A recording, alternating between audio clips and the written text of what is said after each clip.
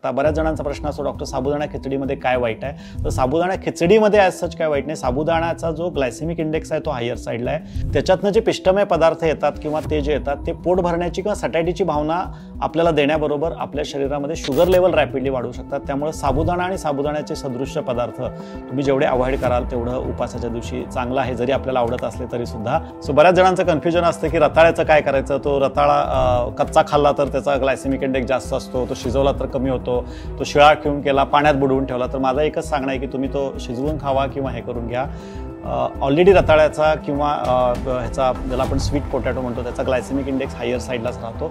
बटाटा एवढा हायर नाही आहे, पण तो 60-65च्या दरम्यान आहे। जसं आपण आता स्वीट पोटॅटोबद्दल बोललो तर आपला जो ॲक्च्युली पोटॅटो आहे तर ते पोटॅटोला सुद्धा आपण टाटाच करायचा आहे। पोटॅटोचा ग्लायसेमिक इंडेक्स हायर साईडला आहे, त्यामुळे बटाटा कुठल्याही माध्यमातला नाही चालत। आणि बटाटा जेव्हा म्हणतोय तर मग ती पिवळी भाजी बटाट्याची असू दे, काचऱ्याची भाजी असू दे, नाहीतर बटाट्यापासून बनवलेले चिप्स असू देत किंवा कुठल्याही पद्धतीचं, तर बटाटा ओव्हरऑलच आपल्याला अवॉइड करणं, बिंग अ डायबिटिक आपल्याला माहीतच आहे।